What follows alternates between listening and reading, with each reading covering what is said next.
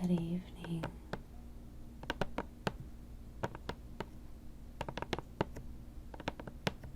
How are you doing this evening?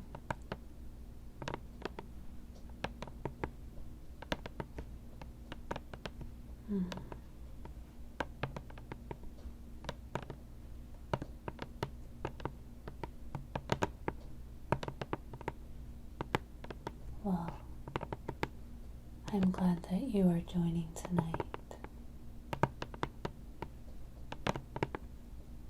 in our Bible study.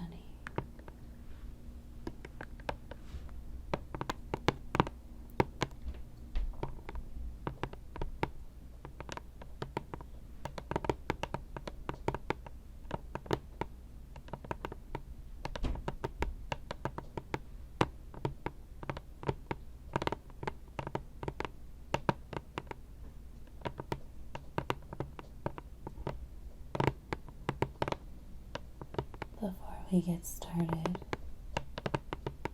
I'd like you to just find a comfortable place, whether it's lying down or sitting up, and just relax your mind, unwind from the week.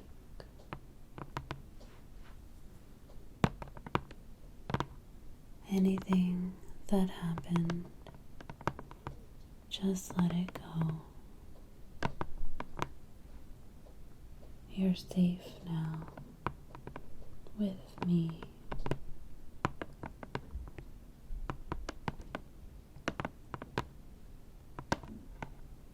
Soon we'll be reading scripture together.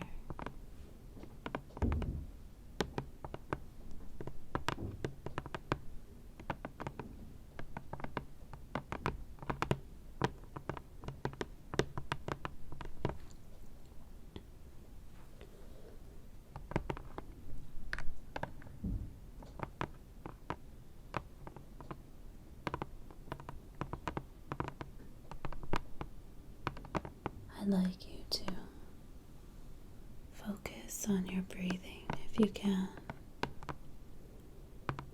Take a deep breath in and let it out.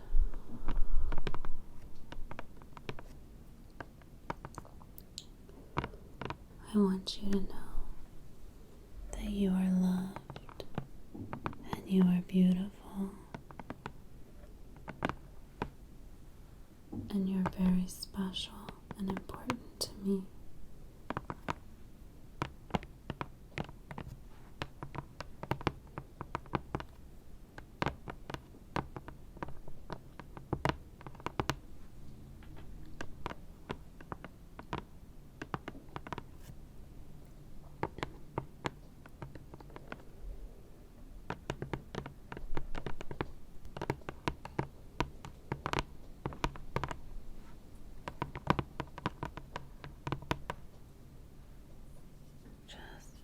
Focus on the sound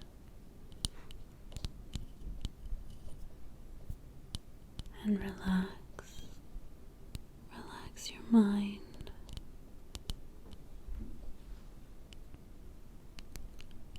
And just breathe. Loosen your body.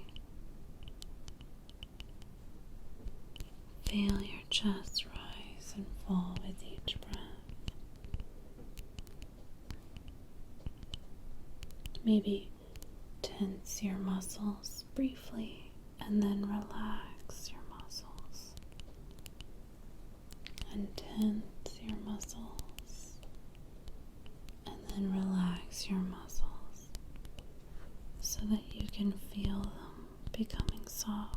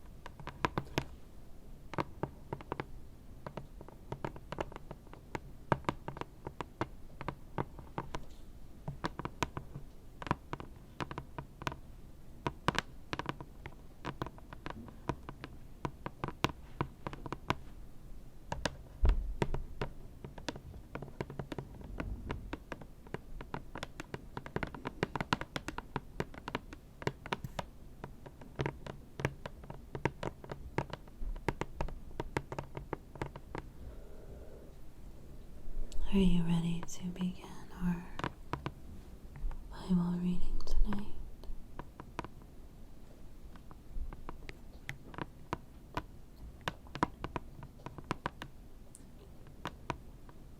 I thought we'd do a little recap since so much has happened in Exodus.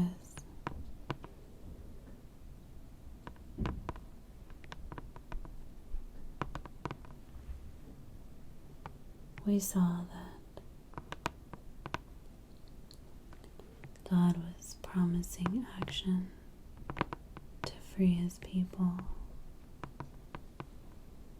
and what Egypt had endured at the hands of Pharaoh's heart being hardened, which was the 10 plagues. God turned the Nile into blood.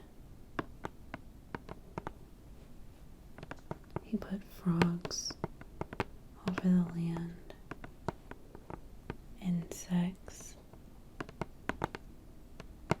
the Egyptian livestock dying, boils, hail, locust,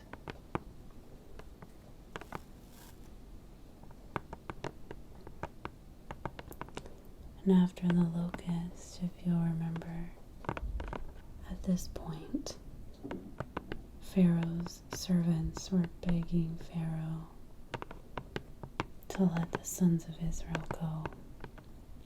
They had even asked Pharaoh if he realized that Egypt was being destroyed, but he still refused to let them go. And then there was darkness for 3 days, so dark that they couldn't see one another.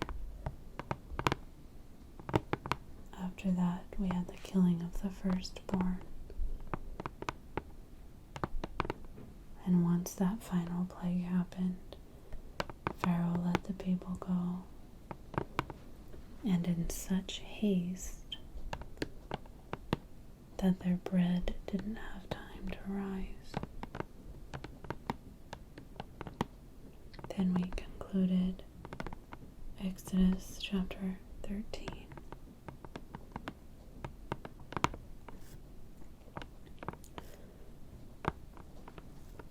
Where God leads the people with a pillar of cloud by day and a pillar of fire by night.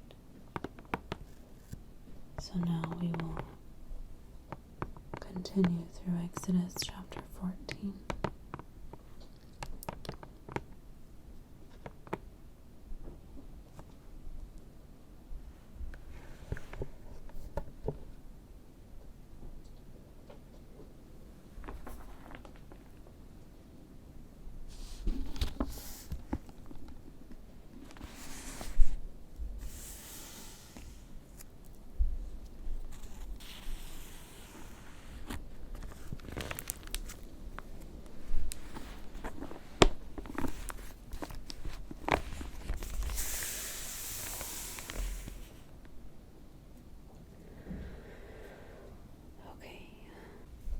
Exodus chapter 14.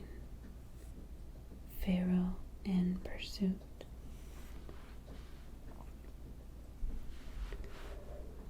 Now the Lord spoke to Moses, saying, Tell the sons of Israel to turn back and camp in front of Pi-hahiroth, between Migdol and the sea.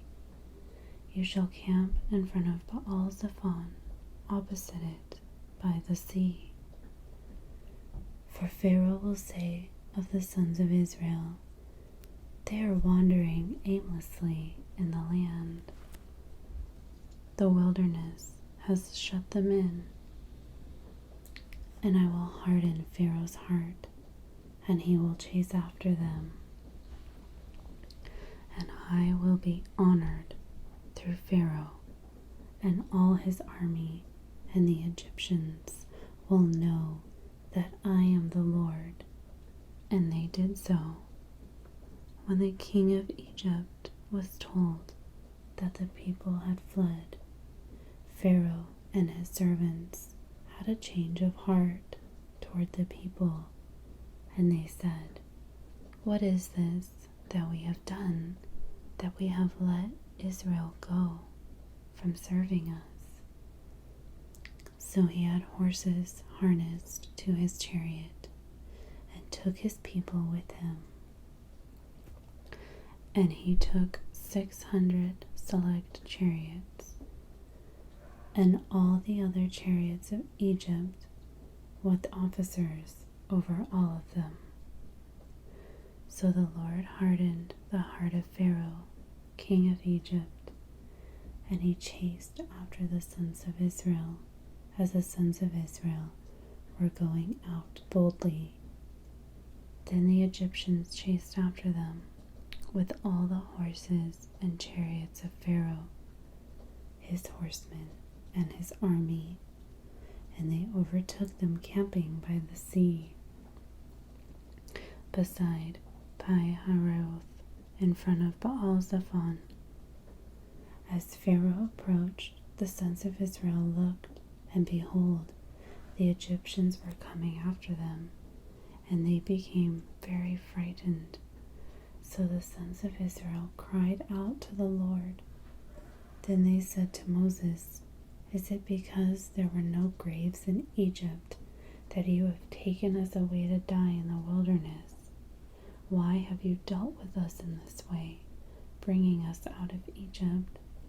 Is this not the word that we spoke to you in Egypt, saying, 'Leave us alone, so that we may serve the Egyptians'? For it would have been better for us to serve the Egyptians than to die in the wilderness." The sea is divided.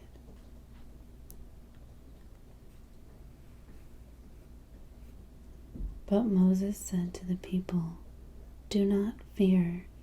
Stand by and see the salvation of the Lord, which he will perform for you today. For the Egyptians, whom you have seen today, you will never see them again, ever. The Lord will fight for you while you keep silent." Then the Lord said to Moses, "Why are you crying out to me? Tell the sons of Israel to go forward. As for you, lift up your staff and reach out with your hand over the sea and divide it. And the sons of Israel shall go through the midst of the sea on dry land. And as for me, behold, I will harden the hearts of the Egyptians, so that they will go in after them, and I will be honored through Pharaoh and all his army, through his chariots and his horsemen. Then the Egyptians will know that I am the Lord, when I am honored through Pharaoh, through his chariots, and through his horsemen." Then the angel of God, who had been going before the camp of Israel, moved and went behind them, and the pillar of cloud moved from before them and stood behind them. So it came between the camp of Egypt and the camp of Israel. And there was the cloud along with the darkness, yet it gave light at night. Therefore the one did not approach the other all night. Then Moses reached out with his hand over the sea, and the Lord swept the sea back by a strong east wind all night, and turned the sea into dry land, and the waters were divided. So the sons of Israel went through the midst of the sea on the dry land, and the waters were like a wall to them on their right and on their left. Then the Egyptians took up the pursuit And all Pharaoh's horses, his chariots, and his horsemen went in after them into the midst of the sea. But at the morning watch, the Lord looked down on the army of the Egyptians through the pillar of fire and cloud, and brought the army of the Egyptians into confusion. He caused their chariot wheels to swerve, and he made them drive with difficulty. So the Egyptians each said, "Let me flee from Israel, for the Lord is fighting for them against the Egyptians." Then the Lord said to Moses, "Reach out with your hand over the sea, so that the waters may come back over the Egyptians, over their chariots and their horsemen."